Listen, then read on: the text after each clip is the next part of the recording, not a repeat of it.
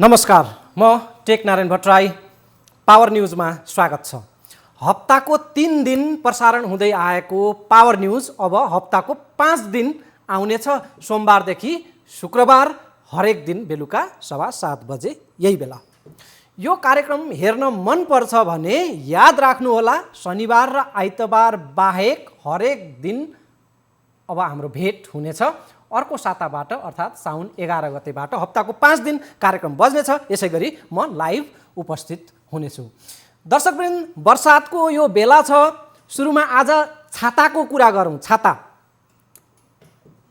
पहिले छाता खोलौँ अनि आजका अन्य सामग्रीहरूको खाता खोलौँला।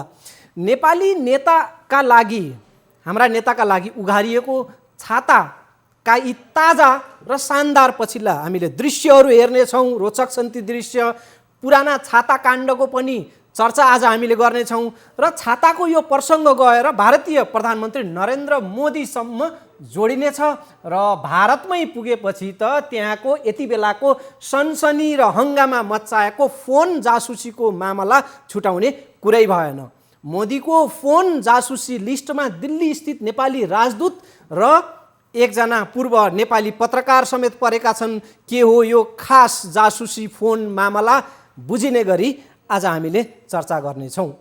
दर्शकवृन्द, आम मान्छेका लागि छाताले घामपानी छेक्छ बस, तर त्यही छाता राजा महाराजा सामन्त र महाजनका लागि शान शौकतको अङ्ग बन्थ्यो पहिले।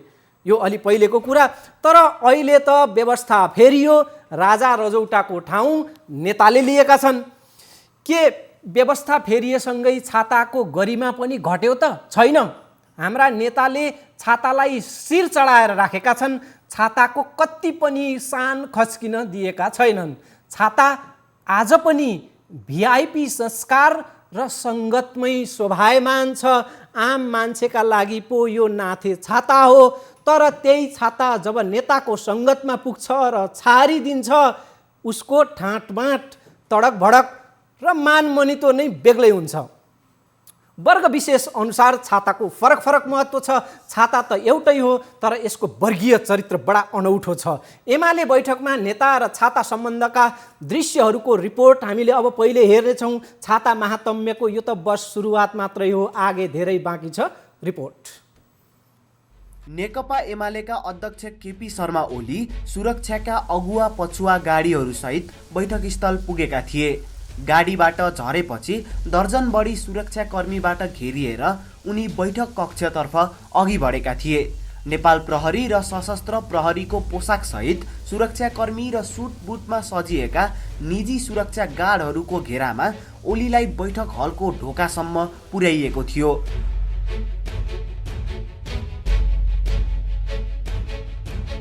प्रधानमन्त्री हुँदा नेपाली सेनाको पोसाकमै सुरक्षा गार्ड ओलीका साथमा देखिन्थे, तर पदबाट हटेपछि सेनाको सुरक्षा पनि हटेको छ।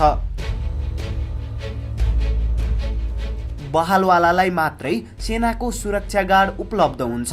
आकाशबाट पानी परिरहेको हुनाले ओलीलाई सुरक्षा गार्डले छाता ओढाएका थिए। नेपाली सेनाका सुरक्षा गार्डले ओढाएको छातामा ओत लाग्दै प्रवेश गरेका देखिए प्रदेश नम्बर 1 का मुख्यमन्त्री शेरधन राई। उनलाई निजी सुरक्षा गार्डले पनि सुरक्षा कभर दिएका थिए। लुम्बिनी प्रदेशका मुख्यमन्त्री शङ्कर पोखरेल नेपाली सेनाका सुरक्षा गार्डका साथमा प्रवेश गरेका थिए। उनले आफैले छाता समाएका थिए भने गार्ड भिज्दै पछि पछि थिए। ओढेको छाता गार्डलाई थमाएर उनी हलमा प्रवेश गरे। नेता सुभाष नेमवाङ सुरक्षा गार्डले ओढाएको छातामा ओत लागेर प्रवेश गरेका थिए। वाकिटकी बोकेका ती गार्डले नेमवाङलाई बैठक हल प्रवेश गर्ने ढोकासम्म छाता ओढाएर पुर्याएका थिए। ईश्वर पोखरेल आफै छाता ओढेर आएका थिए, तर उनको हाते झोला भने पछि पछि भिज्दै आएका सुरक्षा गार्डले बोकेका थिए। छाताको काम सकिएपछि छाता गार्डले समाए, झोला पोखरेलले समाएर हलमा छिरे। सिमसिम पानीमा भिज्दै रामबहादुर थापा बादल सहयोगी र सुरक्षा गार्डका साथ छाता बिनै प्रवेश गरेका थिए। सहयोगीले बोकेको हाते डायरी आफूले लिएर उनी बैठक कक्षमा छिरेका थिए। निजी सुरक्षा गार्ड सहित छिरेका विष्णु पौडेल पनि बिना छाता देखिए। उनी छिर्दा तुलनात्मक पानी बिदो भएको थियो। प्रदीप गेवाली आफै छाता ओढेर अनि हाते ब्याग आफैले बोकेर बैठक स्थलमा छिरेका थिए। पछि पछि भिज्दै गरेका निजी सुरक्षा गार्ड अर्थात् पिएसओलाई छाता थमाएर उनी हलमा प्रवेश गरे। कृष्ण गोपाल श्रेष्ठ सुरक्षा गार्डको छातामा ओत लगाएर आएका थिए। उनका सुरक्षा गार्ड अनौपचारिक पोसाकमा थिए।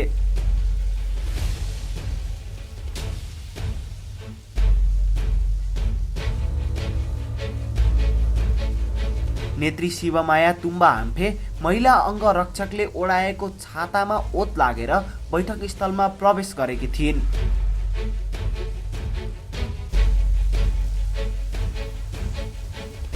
नेता अमृत कुमार बोहरा पनि सहयोगीले ओढाएको छाताको ओत लागेर कार्यक्रम स्थलमा छिरेका थिए।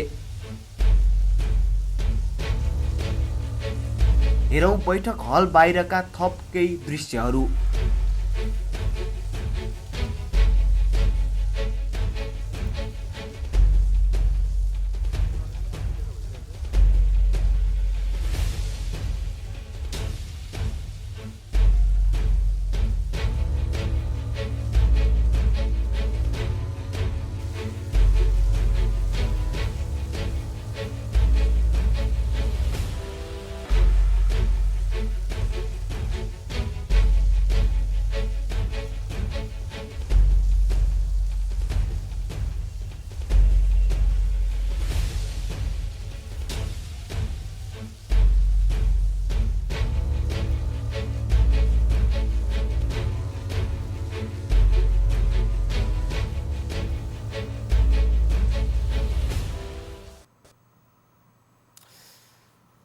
आफ्नै कुनै खास विशिष्ट गुण र चरित्र जसको हुँदैन त्यो नेता अनेक आवरणमा विशिष्ट देखिन खोज्छ। नचिन्नेले पनि सहजै अनुमान लगाउन सक्छन् कि यो त्यो छाता ओढाइदिएको मान्छे नै पक्कै नेता हुनुपर्छ। त्यो सुकिलो मुकिलो देखिने मान्छे छ नि, हो त्यो नै नेता हो ल पक्का। सुरक्षाले घेरिएको जुन मान्छे छ नि, हो त्यही नेता हो। हेर्नुहोस् है दर्शकबिन, भिडमा नेता चिन्ने सजिलो आइडिया म यहाँ भन्दैछु। महँगो र चिटिक्कको जुन गाडी छ त्यसैमा हुनुपर्छ नेता। माला र खादामा देखिएको हो त्यो मान्छे छैन, हो त्यही त हो नेता। मञ्चको बिचमा बसेको वाला हो उनै त हो मुख्य नेता। बेग्लै र ठुलो सोफामा बसेको छ नि, हो उनै त हो प्रमुख नेता। पिर्कामा उभिएर पिर्के सलामी थाप्दै त छ नि, हो उनै त हो नेता। भरि सभामा अबिर कसले लगाएको छ त्यो हेरेर उही त हो नेता। जनता र कार्यकर्तालाई घन्टौँ कुराएर ढिलो गरी कार्यक्रममा आउँछ अनि अरूका कुरै नसुनी सुरुमै आफै बोलेर हिँड्छ, हो त्यो हो प्रमुख नेता। बालुवाटारमा जसले मास्क लगाउँदैन त्यही त हो देशको सबैभन्दा ठुलो महाजन। कोरोना कालमा जुत्ता ढाक्ने सु कभर सबैले लगाउनै पर्ने, तर त्यो एउटाले मात्रै लगाउँदैन, हो उही नै त हो राजनेता। बालुवाटार छिरेकै दिनमा त्यहाँ पार्टी बैठक राख्छ र अघिल्ला धुन्धुकारीले जस्तै एक्लो आफैले मात्रै सु कभर नलगाएर अलग्गै देखिन्छ नि, हो त्यही त हो अविच्छिन्न कार्यकारी। पहिले श्रीपेशले राजा चिनिन्थे, अचेल भिडको बिचमा जसले खुट्टामा पाउपोस लगाएको हुँदैन र मुखमा मास्क लगाएको हुँदैन उही त हो प्रधानमन्त्री। यो प्रकारको मानक स्थापित गरिएको छ समकालीन यो राजनीतिमा। आफू अलग, विशेष, अभिजात, कुलीन र महान कहलिनका लागि। दर्शकबिन, अघि देखाइएका दृश्यमा कसले आफै छाता ओढ्यो र कसले अर्कोलाई छाता ओढाइ माग्यो त्यसका आधारमा चरित्र र व्यक्तित्वको छिनोफानो गरी नहाल्नु होला।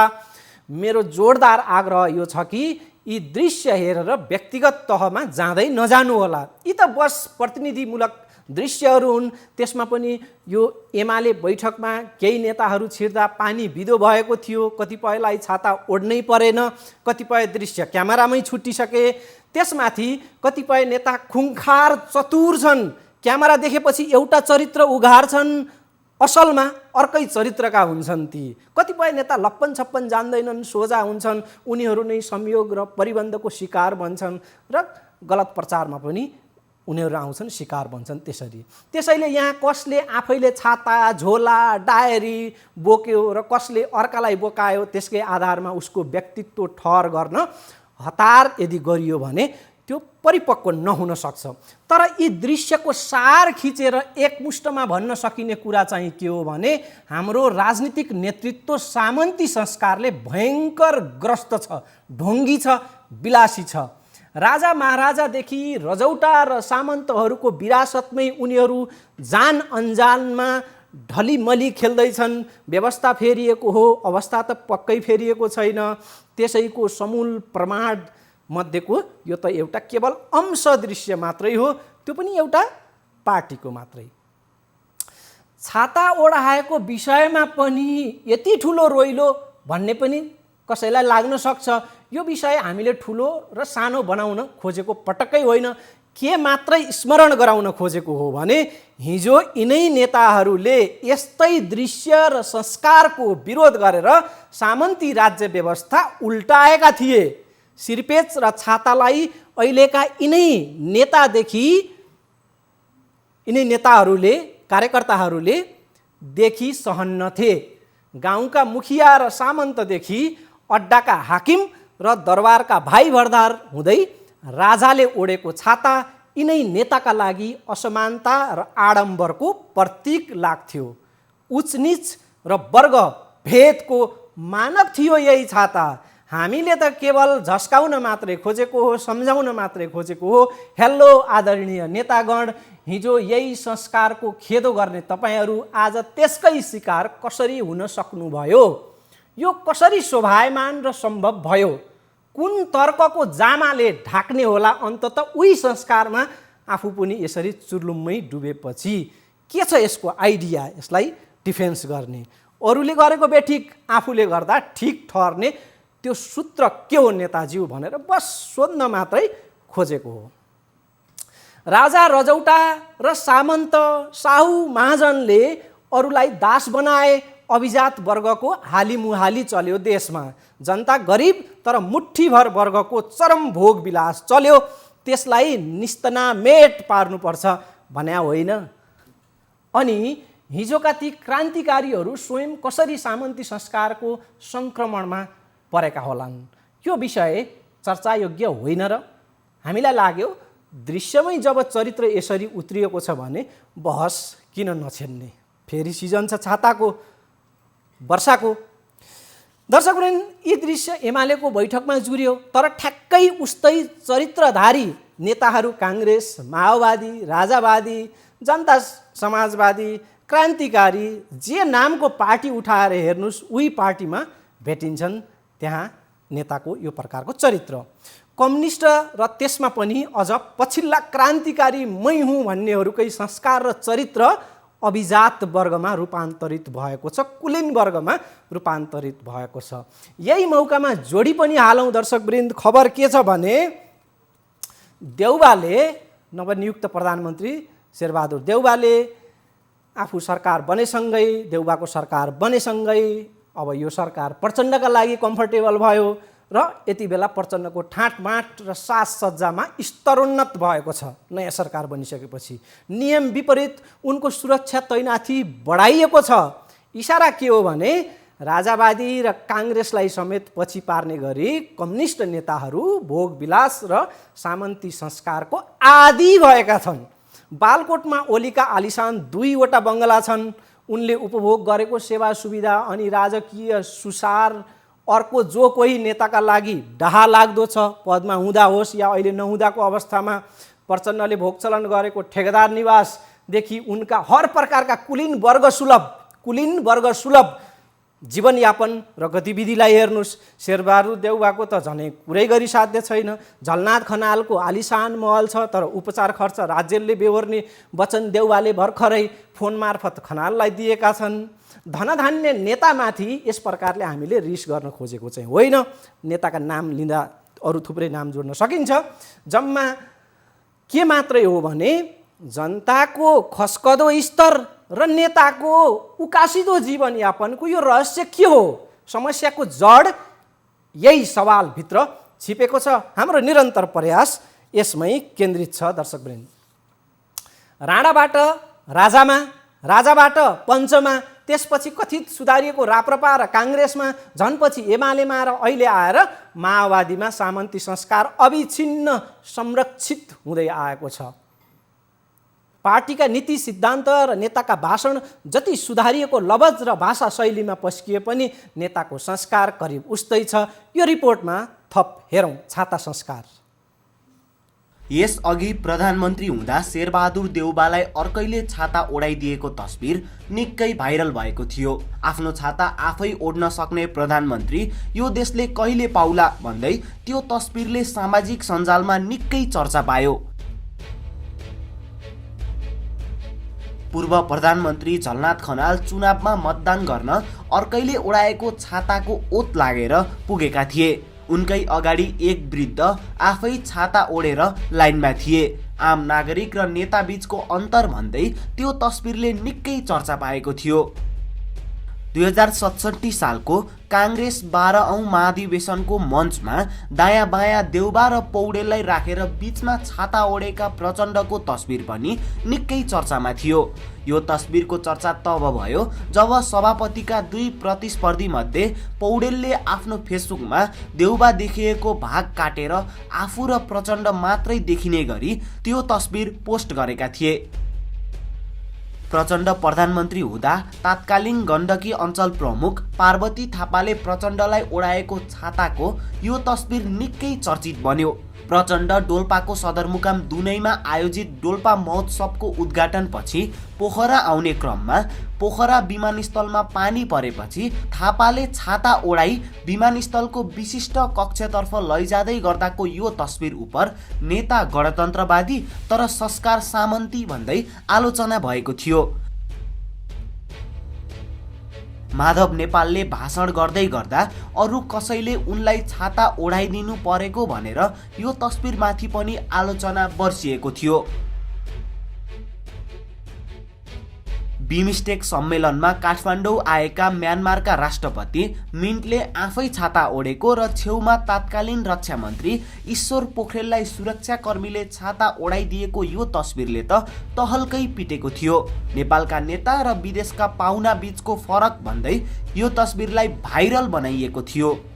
राष्ट्रपति विद्यादेवी भण्डारी आफैले छाता ओढेको र उनको छेउमै रहेका राष्ट्र ब्याङ्कका गभर्नर चिरञ्जीवी नेपाललाई भने सुरक्षाकर्मीले छाता ओढाउनु परेको यो तस्बिरले पनि निकै हङ्गामा मच्चाएको थियो। यो तस्बिरले देशको सर्वोच्च पद राष्ट्रपतिको गरिमा बढाएको भन्दै प्रशंसा पाएको थियो। तर उनै राष्ट्रपति भण्डारी सुरक्षाकर्मीले ओढाएको छातामा ओत लाएर स्वयम्भू स्थित बुद्ध स्तूपमा पुगेकी थिइन्। बुद्ध जयन्तीको दिनमा यी तस्बिरले पनि मिडियामा चर्चा पाएको थियो। छाता र नेता भन्ने बित्तिकै याद आउने नाम हो पूर्व प्रधानमन्त्री कृष्ण प्रसाद भट्टराई।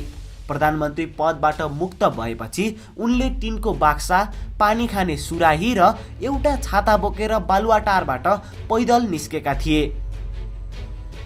एका तस्बिरकै आधारमा कसैको व्यक्तित्व र स्वभाव किटान गर्नु मूर्खता हुनेछ, तर समग्रमा भिआइपी कल्चरका रूपमा छाता अरू कसैले थमाइदिने संस्कारले हाम्रोमा जरा गाडेको छ।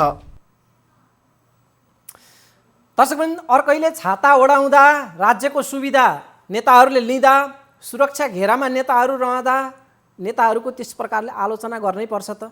पर्दैन। यी सब खतहरू नेताहरूका माफ हुन्थे यदि काम र कर्मले नेता हाई हाई हुन्थे भने यी त गौण मामला हुन्थे। मुद्दा त्यो नाथे छाता, तलब, भत्ता, गाडी, सुरक्षा गार्डको हुँदै होइन। असली मुद्दा त समूल संस्कारको हो। असली मुद्दा त विकास, रोजगार, शिक्षा, स्वास्थ्य, अर्थतन्त्र र समग्र देश हितकै हो। असली मुद्दामा नेता फोकस हुन्थे भने यी छाता र सेवा सुविधाका मामला गौण हुन्थे।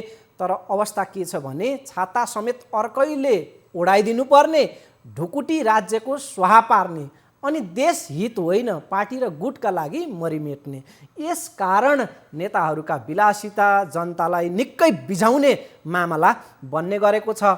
छाता प्रधान सवाल होइन, तर अर्कैले थमाउनु पर्ने त्यो छाताभित्र लुकेको भिआइपी कल्चरकै कारण तन्नम बनेको यो देशका लागि बहुत कुछ हो छाता।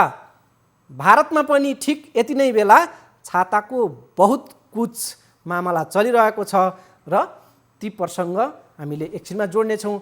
भारतीय राजनीतिमा छातावाला हङ्गामा मार्फत छिरेर हामी यति बेला त्यहाँ अर्को झनै सनसनीखेज खबरले त्यहाँ तहल्का मचाइरहेको छ, त्यसलाई पनि हामीले पछ्याउनेछौँ।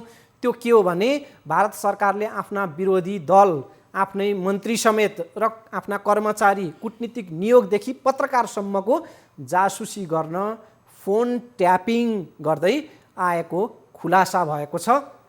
भारतस्थित नेपाली राजदूतको पनि फोन गोप्य रूपमा रेकर्ड हुने गरेको निकै सनसनीपूर्ण मामला छ। हामी त्यसमा पनि जाउँला। त्योभन्दा अगाडि चाहिँ एकछिन विश्राम लिगौँ। लाइफबोय हात धुने समयका साथमा लाइफबोय।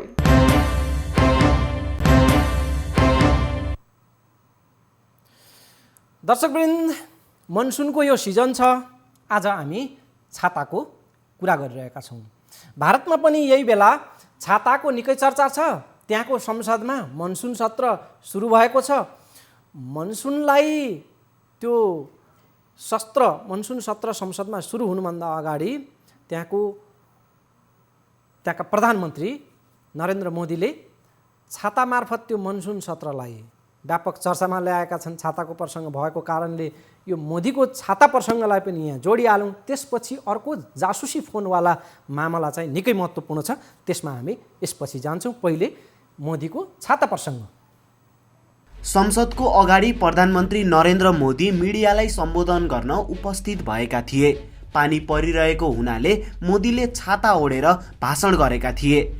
मोदी आफैले छाता समाएर भाषण गरेपछि त्यो विषय सामाजिक सञ्जाल र मिडियाका लागि चर्चायोग्य विषय बन्यो। राहुल गांधी के लिए छाता सुरक्षाकर्मी ने थामा हुआ है। प्रधानमंत्री नरेंद्र मोदी ने अपने लिए खुद छाता थामा हुआ है। मोदी समर्थित मिडियाले सरलता, सादगी र स्वयंसेवी प्रधानमन्त्री मोदी भन्दै गुणगान गाउन थालिहाले। मोदी सरकारका मन्त्रीदेखि भारतीय जनता पार्टीका नेता, कार्यकर्ता र समर्थकले त्यसलाई प्रतिष्ठाको विषय बनाए।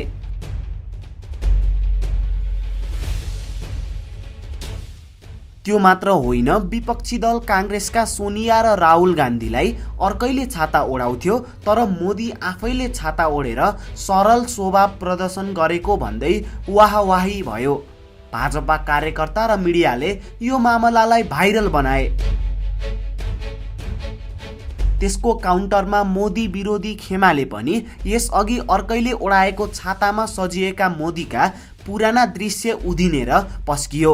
सोनिया र राहुलले स्वयंले छाता समाएका तस्बिर पनि सतहमा च्याउ जस्तै उम्रिए। छाताले भारतीय राजनीतिमा एकाएक दुईतर्फी गर्मागरम बहस खडा गर्यो। अन्ततः के हात लाग्यो भने नेता र दल मात्रै फरक हो, चरित्र र संस्कारमा 19-20 अन्तर छैन। नेपालको पनि हाल करिब उस्तै हो। दल र नेता नामले त फरक छन्, तर अन्तर्यमा स्वभाव उही छ। दर्शकबिन, भिआइपीको छाता मामला विश्वभर चासो र चर्चामा आउँछ। संयोगवश वा परिआउँदाखेरि अड्को पड्को पर्दा अरू कसैले छाता ओढाउने मामलालाई एकछिन बिर्सने हो भने छाता ओढाइदिने भिआइपी कल्चर चाहिँ विश्वभरि नै यो निन्दनीय मामला मानिँदै आएको छ। सामन्ती सोच र संस्कारको मातहतमा हुने गरेका छाता ओढ्ने र ओढाउने गतिविधि विश्वभर नै अनुचित मानिन्छन्। यो त हामीले केन्द्रीय राजनीतिलाई मात्रै छोएर चर्चा गऱ्यौँ, अलिकति भारतलाई पनि मिसायौँ। विश्वव्यापी मामलामा फेरि छाताको प्रसङ्ग अझ फराकिलो पनि गरेर हेर्न सकिन्छ।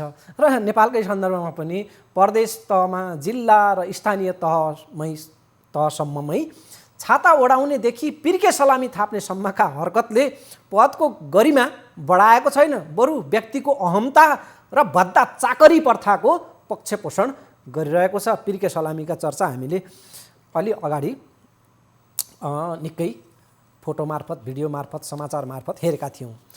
काम र कर्मका आधारमा सम्मानित हुन कहाँ पदीय ओहदा र शक्तिलाई दुरुपयोग गरेर जबरजस्त आफै सम्मान खोज्ने प्रवृत्ति खेदजनक छ।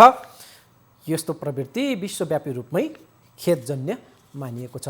अब अर्को प्रसङ्ग, दुनियाँको सबैभन्दा ठुलो लोकतान्त्रिक देश दाबी गर्ने भारतमा त्यहाँको सरकारले, यस स्वयं सरकारले गरेको एउटा हरकत यति बेला दुनियाँकै लागि लाजमर्दो विषय बनेको छ र भारत एउटा लोकतान्त्रिक मुलुक भइकन पनि अलोकतान्त्रिक गतिविधिबाट यति बेला विश्वभरि चर्चामा छ। भारतले नेपाल, चीन, पाकिस्तान, इरान लगायतका देशका राजदूतहरूको समेत फोन जासुसी गरेको खबरले हङ्गामा मच्चाएको छ। मोदीले आफ्ना विरोधी नेताहरू, विपक्षी दलका नेताहरू, त्यहाँका कूटनीतिज्ञहरू, पत्रकारहरू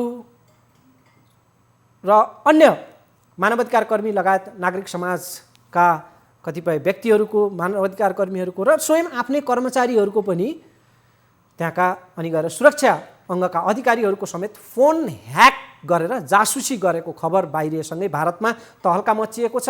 त्यहाँको सदनदेखि सडकसम्म फोन जासुसीको मामला अहिले चर्किएको छ। संसद नै अवरुद्ध गर्नेसम्मको स्थिति त्यहाँ बनेको छ।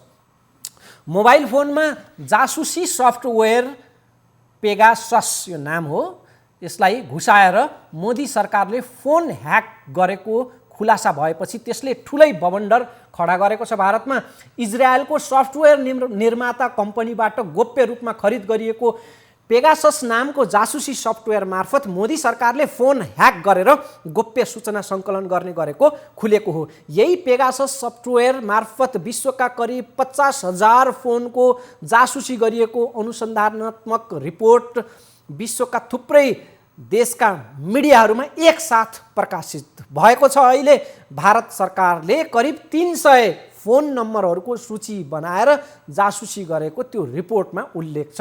यसमा भारत जबरजस्त एउटा चर्चामा छ। त्यसमा नेपाली राजदूतको पनि नम्बर सामेल छ। त्यो 300 मध्येमा काङ्ग्रेस नेता राहुल गान्धीदेखि ममता बेनर्जीका सहयोगीहरू, उनका सम्पर्कका मान्छेहरूको थुप्रै नम्बरहरू त्यो फोन सूचीमा उल्लेख छ। व्यक्तिगत गोपनीयताको संवैधानिक हक छ भारतमा पनि, जसरी नेपालमा छ, त्यसमाथि सरकारी हमला भन्दै यसको पुरजोर यति बेला विरोध भइरहेको छ भारतमा। दर्शकवृन्द, इजरायलको कम्पनीले तयार पारेको त्यो सफ्टवेयर केवल सरकारका लागि मात्रै बिक्री गरिन्छ, त्यो प्रकारको प्रावधान छ। त्यसलाई निजी क्षेत्रमा अर्थात् जो कहिले चाहेर त्यो खरिद गर्न पाउँदैन, सरकारले त्यो पाउँछ। आतङ्कवादसँग जोडिएका सूचना सङ्कलन गर्ने प्रयोजनका लागि यो सफ्टवेयर बनाइएको र सरकारी तहबाट मात्रै यसको उपयोग हुने ग्यारेन्टीमा विक्रेताले बेच्ने र क्रेताले किन्ने गर्छन्।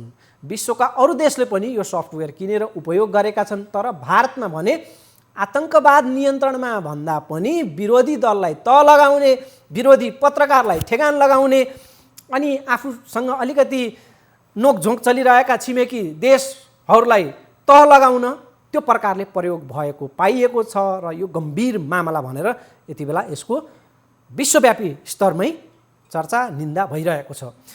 पेरिस स्थित गैर नाफामूलक सञ्चार संस्थान फरबिडन स्टोरिज र मानवाधिकारवादी संस्था एमनेस्टी इन्टरनेसनलले पेगासस सफ्टवेयरको दुरुपयोगको बारेमा अध्ययन गरेका थिए। यो निकै ठुलो स्तरको अध्ययन थियो। त्यही अध्ययनबाट हासिल भएका तथ्यहरूलाई अमेरिकाको वाशिङटन पोस्ट, बेलायतको गार्जियन, भारतको द वायर, फ्रान्सको ल मोन्ड, जर्मनीको सुड डोइच सहित अन्य विभिन्न देशका प्रतिष्ठित 16 मिडिया संस्थानहरूको सहकार्यमा त्यहाँका दर्जनौं पत्रकारहरूको संलग्नतामा यो अनुसन्धानात्मक रिपोर्ट तयार पारिएको थियो। त्यही रिपोर्ट विभिन्न देशका मिडियामा एकसाथ प्रकाशित भयो। भारतमा त त्यसले निकै हङ्गामा मचाएको छ र नेपाल समेत त्यसमा जोडिएको छ। विपक्षीले त त्यहाँ संसद नै अवरुद्ध गरेका छन्। त्यो फोन सूचीमा रहेका नम्बर र ती नम्बर प्रयोग भएका मोबाइलका सेटलाई डिजिटल फोरेन्सिक ल्याबमा, त्यो केन्द्रमा जाँच, त्यहाँ परीक्षण गर्दा गोप्य र अनाधिकृत रूपमा जासुसी सफ्टवेयर छिराएको खुलासा भएको। भारतीय पत्रकारका 13वटा आइफोन र 9वटा एन्ड्रोइड फोन जाँच गर्दा, जुन शङ्का गरिएका ती नम्बरहरूलाई जाँच गर्दा स्पाइवेयर त्यसमा चाहिँ घुसाएर सुराकी गरिएको पुष्टि भएको हो। एमनेस्टी इन्टरनेसनलको प्रयोगशालामा ती नम्बर र मोबाइल सेटको जाँच गरिएको थियो। यो बडा निकै ठुलो स्केलमा भएको यो जाँच अनुसन्धान थियो र यसलाई ठुलै स्केलमा विश्वभरका प्रतिष्ठित मिडियाहरूले यसलाई खबर बनाएका थिए। दर्शकवृन्द, कतिसम्म भने फोन संवादको रेकर्ड त ल भइहाल्यो, त्यो सफ्टवेयरले कब्जा गर्ने भयो, त्यसले सूचना दिने भयो।